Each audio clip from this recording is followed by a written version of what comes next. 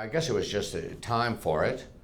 And Doc Severinsen, of course, had the swingin'est big band, and it was reflective of the time in which he came up. Now here we are in the 70s, and it's time for Letterman. I got a call coming down and meet Dave Letterman. We hit it off. He hired me for the show, and he said, we're going to have a 4-piece band.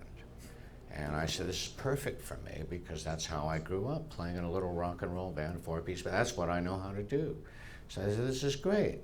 And I just thought, you know, I had done the first 5 years of Saturday Night Live. That's where Letterman had become aware of me in the first place.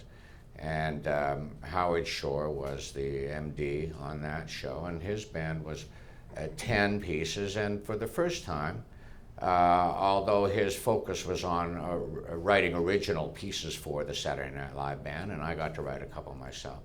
But the style was a little bit more soul, R&B, Memphis Stax kind of thing, getting into the type of music that we kids loved. And when I say kids, I mean, you know, we were in our mid-20s at the time.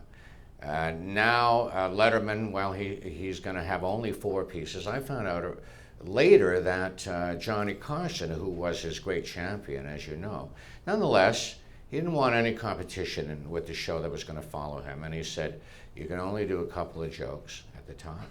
You can't do a full monologue. At least I read that. And you can only have a 4-piece band. You can't have a big band. This, of course, was great for me. And then I took it one step farther. Let me just do what is the most natural thing for me. I don't even have to think about writing an original tune.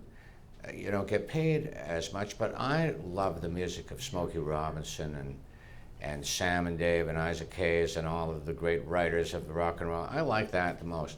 Let me just play their music. That's how I grew up anyway, just playing by ear, learning songs by ear. And I said to myself, if I just do that, do what is most natural to me, play the songs that I love, maybe that'll get over.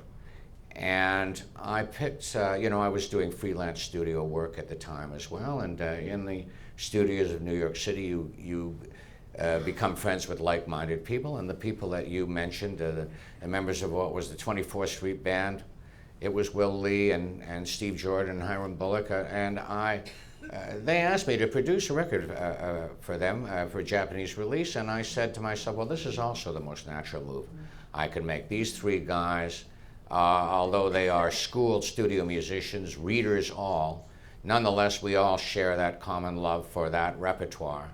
And I just hired those guys, and we made an impression. And I think the difference was you could hear guys who actually loved the music. And we were playing it primarily by ear, too. In those days, I wasn't writing down very much at all. And I think, that's the way rock and roll should be. Maybe it came across, and you only hear a couple of seconds anyway going in and out of commercials, but over the years, those seconds have added up to almost a whole song.